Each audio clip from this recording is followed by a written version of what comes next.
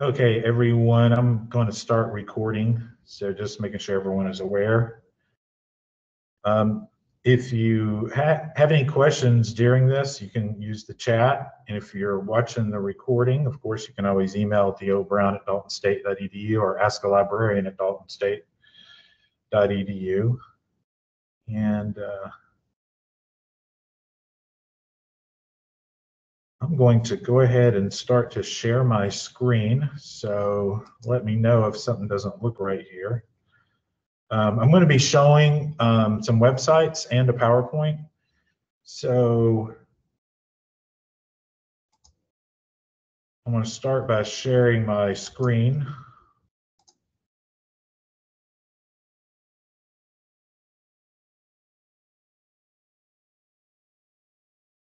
And are you able to see my screen? Yes. Okay, thank you. And I'm going to go ahead and get started. I don't know if I can actually see if someone joins, but they'll probably have a message of some sort. So I'm going to go ahead and try to start this PowerPoint like a regular way. So just let me know if something doesn't look right. Are you able to see that? Perfect. Okay, thank you. You're welcome. Okay, so welcome everyone. This is Evidence-Based Medicine, also called Evidence-Based Practice Workshop. My name is David Brown, and we're going to talk about using a library resource to find evidence-based medicine and define kind of what evidence-based medicine is. You'll often hear it called evidence-based practice, and they're really the same thing, but I'll compare both the definitions, and then we'll get into Galileo. And we have a website just on evidence-based practice that the nursing uses it, but it's really could be used by anyone in allied health. If you want to see our workshops, if you can't make it live, there's a URL there. You can see the recording or connect live. General information about the library. I put our open hours up there. Most people know when we're open, but 7:30 to 6, and 7:30 Monday through Thursday, 7:30 to 12 Friday. We're going to be focusing on 3 big databases: ProQuest Nursing, Medline, and CINAHL. So that's what we're going to be talking most about. But we also have printed books in the library on the 2nd floor and ebooks. And a big advantage to ebooks with medicine is you can search all of our ebooks, which number in the hundreds of thousands. You can search through the text of all the chapters and pages individually, and you can search it from home. If you ever need an article and it says it's not full text, we have an interlibrary loan program we're going to talk about. There's an email, ill@daltonstate.edu. And we have just a general email you can use there, askalibrarian@daltonstate.edu, to get in touch with a librarian at any time. Also, we encourage you to look at our website, our Facebook site. We have always a lot going on. In February, we have a canned food drive, the Tuskegee Airmen exhibit. We have a Make a Valentine's Day card February 9th, where we will be making cards for young patients at Hamilton Medical Center. Just go to the library Facebook site and you can see all that's going on there. So this is really important to look at. And this is called the Evidence-Based Practice, Evidence-Based Medicine Pyramid. And if you look at the top, that's the best evidence, the best information. That would be the clinical guidelines that are actually used at a hospital by a physician, by a nurse. As we go down, meta-analysis is pretty good, not quite as good as the evidence-based practice guidelines, but the meta-analysis and systematic reviews, those can be found in Galileo, in those 3 databases we're going to look at. And anytime you see those, that's a very positive thing. That means it's all the great studies, journal articles, summaries of what they all say. Below that, that's pretty good as primary studies. But as we're going to find out, primary studies are really good. They're scholarly. But an individual study may show something that doesn't end up panning out and making it to the top. So, and then there are other sources you can see that sometimes you'll find, like expert opinions, case reports. Those are in these databases. Those are pretty good, and you can use those. But as you work your way up, the best is at the top. And this whole practice we're talking about is called evidence-based practice. It's an approach to patient care that emphasizes the use of the current evidence in making decisions about the patient. Evidence-based medicine, very similar. Generally, in a nursing program, you hear the word evidence-based practice. In consumer health, they often say evidence-based medicine. So I wanted to point that out and show you this pyramid. That's really important just to memorize that. That's on the LibGuide I'm about to show you. But this is crucial. The very top is the best evidence, and the very bottom is pretty good, but not as good. Below that would be Facebook, websites, and we'll talk about those as well. There's something called the EBP cycle, and basically it's on this LibGuide we'll take a look at in a second, but it's where when you want to approach a medical problem, you start by asking a question, you search for the information. That's where Galileo comes in.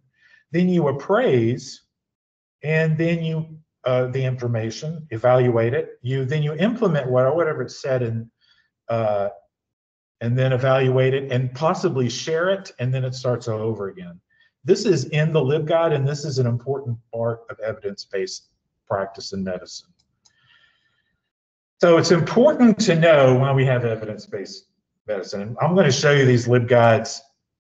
But just a real quick, we always need to know where we came from, how we got here.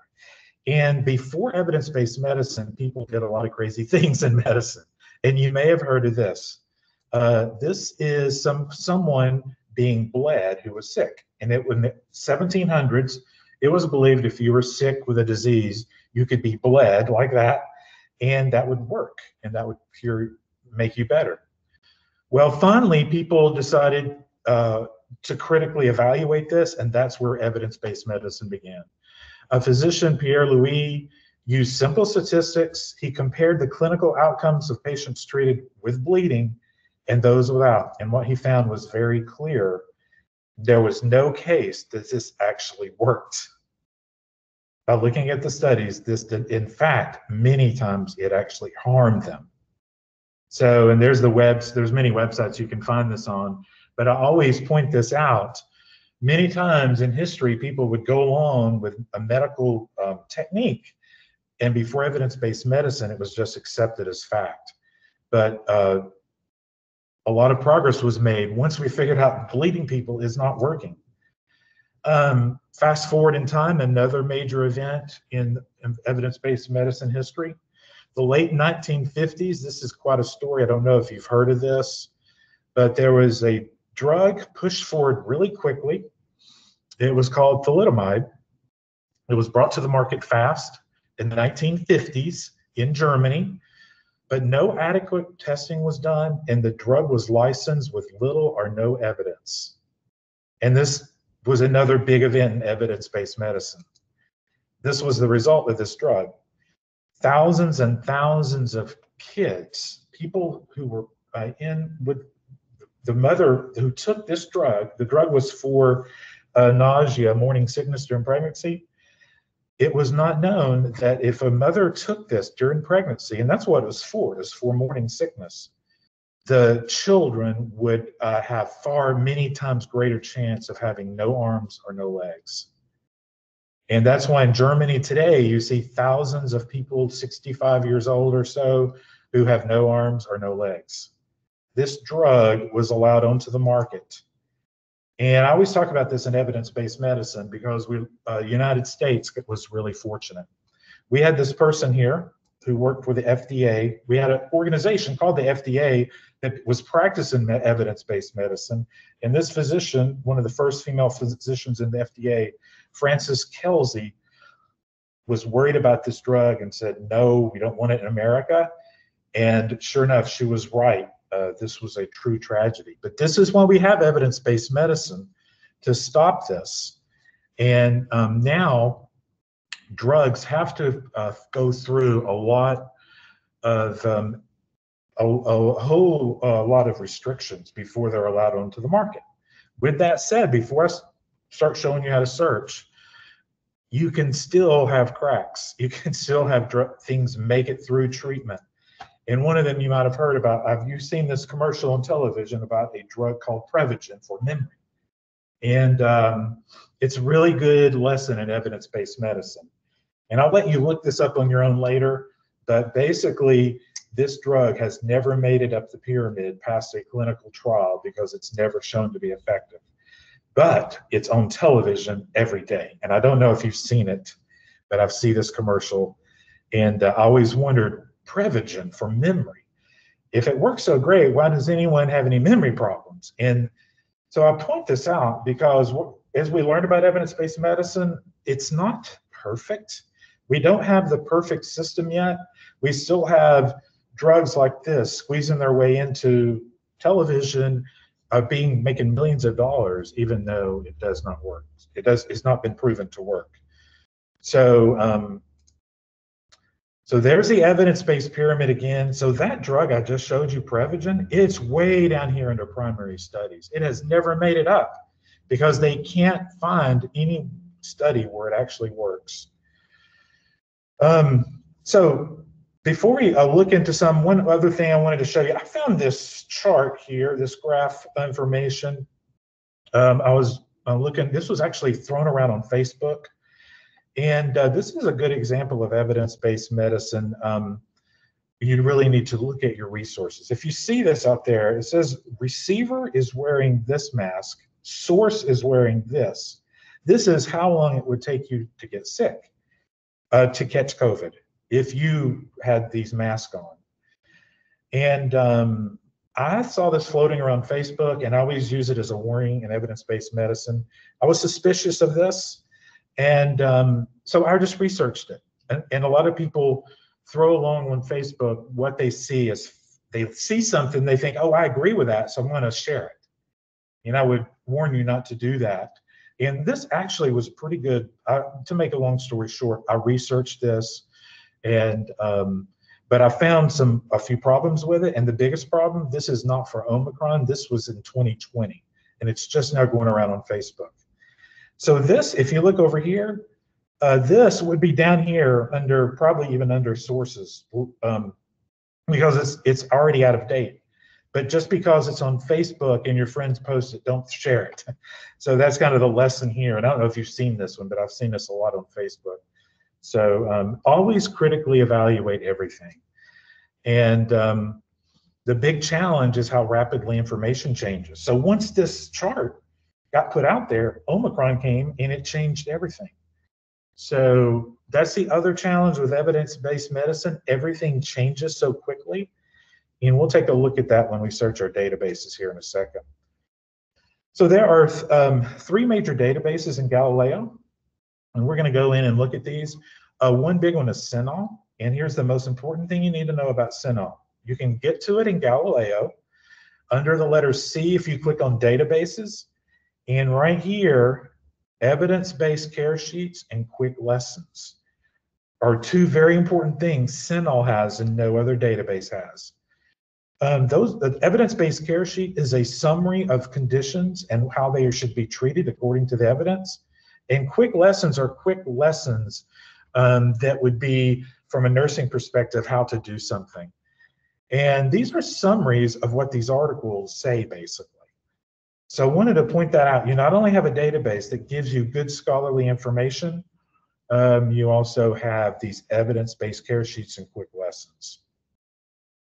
The other big one is ProQuest Nursing. So you could go into Galileo, and we'll go in there in a second, and it has a lot of stuff. It does not have quick lessons or evidence-based care sheets. It does have general information over here. So if you do a search, and in this case, I've done something for stroke prevention, and you get too detailed of results, you can go over here and click general information, and it'll give you more general information instead of focusing too much. The other third one is Medline, and we'll take a look at this one. Medline is a database different than CINAHL and ProQuest Nursing. Medline is for medical schools, nursing allied health schools. For biology PhD graduate programs, it has a more broad appeal. So when you're in Medline, you're looking at what maybe someone at Harvard Medical School would be looking at too. So it's a lot different. And I want to show you some results. I've searched for something called wrong site surgery prevention. And what I wanted to show you, sometimes in these databases, you'll get this find it. That generally means we may not have it full text, but it will search other databases and make sure. And then if we don't have it, you can order it through Interlibrary Loan. And we'll talk about that in a second. Full text is good. That means you can access it. There are lots of things you can restrict your search to in all of these databases. Scholarly peer reviewed is always good, but you want to take a look at everything that you find here. You can do dates, and I think everyone knows in medicine, the last 5 years is really the most pertinent information in most cases, not always. So, and we'll talk more about this when we go into these databases. When we go into these databases, when you're looking for medical information, you should know what Boolean operators are. And those are ways to narrow your search down or expand it. And for example, and I'm looking at ProQuest Nursing here. If you do stroke and recovery, you decrease the results down to show only stroke and recovery. Or does the opposite, it expands. So you might have a case where you're doing a search for stroke, but did you know it's also called cerebrovascular accident?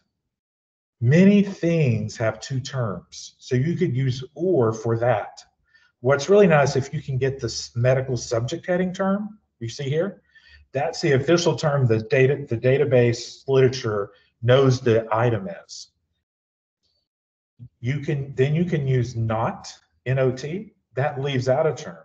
You might be interested in stroke, but not transient ischemic attack. That is a very common term in the literature, transient ischemic attack. It is a kind of stroke, but it is not stroke. It is very similar, but sometimes the literature has an extra term like this, and you might be more interested in just the term stroke. And finally, the phrase searching is crucial. Wrong site surgery.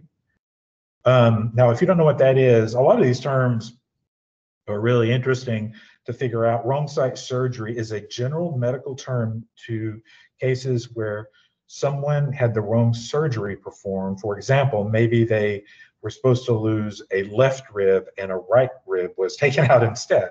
Or John Smith was supposed to have his leg taken out, but they got Karen Smith's leg instead.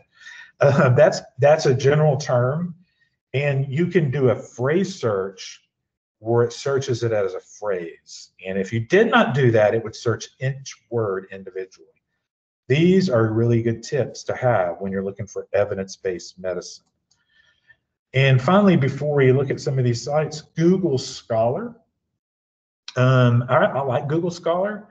I will tell you it's very different than Galileo. Some of the stuff will ask you to pay. I recommend that you don't pay for it. See if you can get it through Interlibrary Loan for Dalton State first. See if it's in Galileo first, then see if we can get it.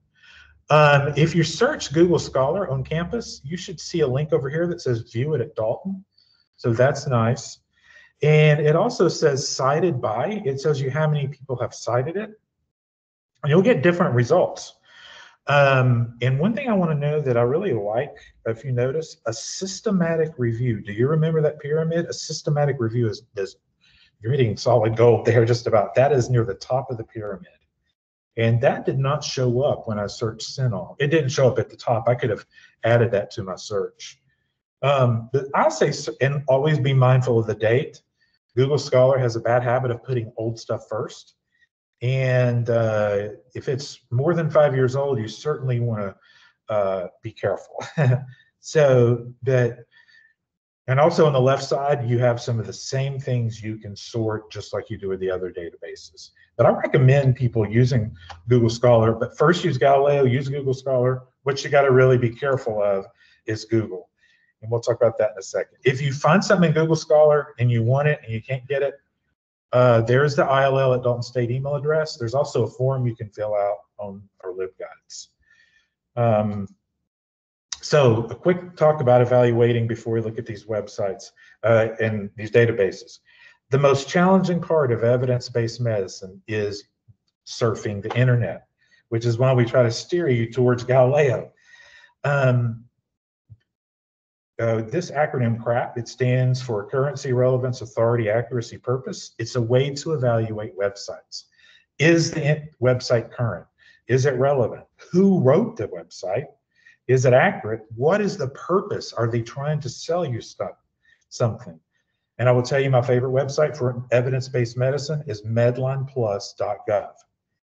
That has they are not selling you anything. We'll talk about them in a second. And it is recommended by experts. Other legitimate sites, medlineplus.gov, that also, we'll take a look at it. It's phenomenal. Drug information, studies, disease information. Biomed Central is got some open access journals. World Health Organization. That's really good for international health. Center for Disease Control, you've probably heard of that one.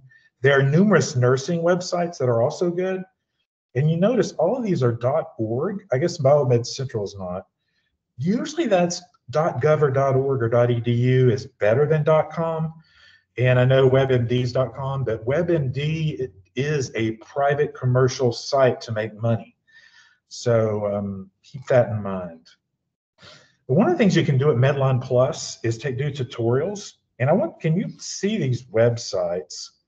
And if you do this tutorial in Medline Plus, one of the things you do in the evidence-based medicine tutorial is you have to look at these two websites and figure out which would be better to use for a research project, which is legit and which is trying to sell you something. So if you could look at that, I don't know if, I'm gonna let you go in and do the tutorial on your own if you want, but I wanna tell you something. When you see things like SHOP or revolutionary new drug, I would be very suspicious. And indeed, I would give this away if you don't wanna go take the tutorial. This one was the one trying to sell. It's called Institute for a Healthier Heart. It looks great, doesn't it? Their whole purpose is to sell a product. So they're not really interested in helping you find your information, right? This one was good.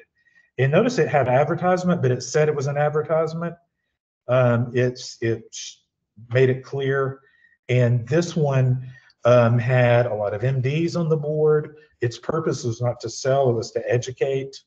So you really got to get used to evaluating websites. And that's probably one of the hardest things in medicine. Their websites. And finally, we offer help with APA citations, which is usually what medicine uses. And we have a LibGuide there you can go to. The librarians can help you with APA citations. There are some science fields that don't use APA. There's a variety of science citations, but for nursing, APA is the most common. So what I want to do now is take and show you a live shot of my desktop. And I'm going to first show you that LibGuide. The libguides.daltonstate.edu has some terrific stuff on medicine. And the one that I referenced most was this evidence-based practice LibGuide. And then there's a nursing one that's really good too. But this one has a lot of information about the evidence, the cycle, and it has these modules. It's really a nice source. Now, my favorite website, and this is the one you can tell patrons, you could tell nurses, physicians, the average person off the street. If you need information you can trust, go to medlineplus.gov. And they have topics and they have drug information. And drug information is really important today because there are so many things out there and so many things don't go with each other. For example, if someone drinks alcohol, they definitely want to stay off certain medications. That is all explained under drugs and supplements. Genetical information, medical test. You've probably had a medical test and you're not quite sure what it means or why they are doing it. This will help you analyze, explain the test, and show you what to look for. And the encyclopedia, recipes, and videos and tools. The other thing good about this site, if you're doing a presentation for a class, you can use this. It's legal to use put the pictures and videos in your PowerPoints.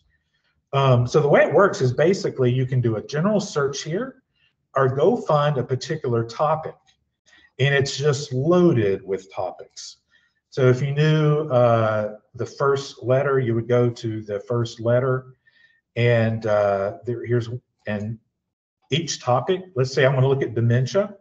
It has summaries, a summary about it, the types about it, general information written by an expert, and prevention, treatments, and genetics, research, statistics and research you could use in for your presentation, and journal articles. And so really nice. I really love Medline Plus in videos and tutorials. So a great educational tool as well. I went through, you can watch these videos, but you can also do these games and health check tools. I think it's one of the best ones out there. So, and there's Google Scholar. It's scholar.google.com, and it's pretty straightforward. I mentioned wrong site surgery. So there's that systematic review I mentioned. And this says view it at Dalton State. So basically what that sometimes means is they don't have it in Google Scholar, but I can get it at Dalton State. And here are some other articles they'll cite for you. Pretty good. But what's even better are our databases in Galileo. So, and this is the new Galileo interface, the Bento search, if you haven't seen it. And you can search for medical topics here, but I recommend going to all databases. And you can do subjects, nursing, and allied health. And these are the big ones. Nursing and allied health at ProQuest, CINAHL Complete. And these are pretty good too. That the third one would be Medline with full text. So don't get Medline and Medline Plus confused. Medline has got all those journals. Medline Plus is for lay people, for average people. And to access these, you simply click into the database and perform your search. And use some of those Boolean operators if you need. When you're searching these databases, you're searching quality information that you can depend on and rely on. So, and then it has, you can filter here. Some of this is pretty straightforward once you find this information. Mesh term, if you're not finding, having good luck, you can click on the official mesh term and narrow it down, and it'll be a little bit more specific because it's actually using the term. So it understands it rather than searching for individual parts of it. It understands it as a mesh term. So, and every article in Galileo is cited for you. So right there's the citation. You still need to double check it, but that's the other advantage of that. So that's a whole lot of information and about databases and searching. And I mentioned ProQuest. CINAHL is the other one. CINAHL Complete is what we have at Dalton State. And let's do one on stroke. And what you'll notice is evidence-based care sheets and quick lessons. Now you still get the scholarly articles, super awesome. But, and notice that the results are a bit different than the other databases. The one thing I really like about CINAHL are these evidence-based care sheets. And you can search for one, or you can go down and look at some of them. So these are really good. They would be short summaries. So of a particular disease or a particular topic. And okay, here's diabetes. let's try, let's see. So once you you click and you select it, there is the evidence-based care sheet for diabetes. Now this is the one called the effective exercise. So this would be real quick. A lot of nursing students come in and they want a real quick summary of something. And this basically, these care sheets are really cool. What we know, all the statistics that they know, a summary of everything, what we can do, and then the references. Super awesome.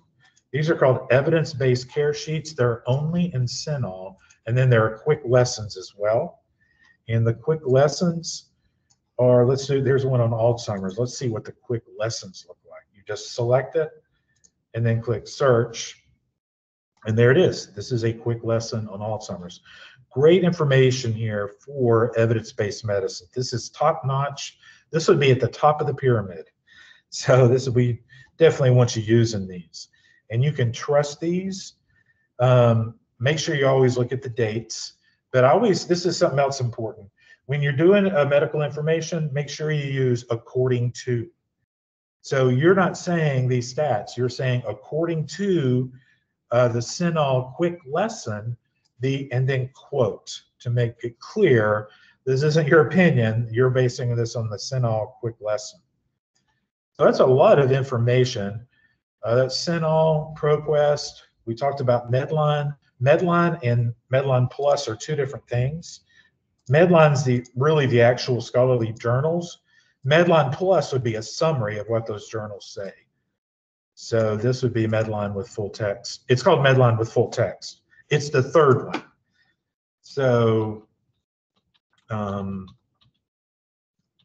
so that's a lot of questions about Boolean operators, databases, and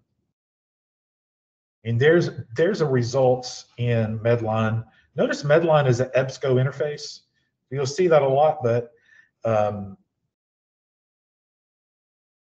it looks like other databases, but it is actually its own database. And you can search Medline on the internet, but you will get fewer full text hits. So so that's a bit about evidence-based medicine. Thank you for listening in, and I hope that you will visit our library guides and send us an email if you have any questions. And you know what? I'm going to stop the recording now. And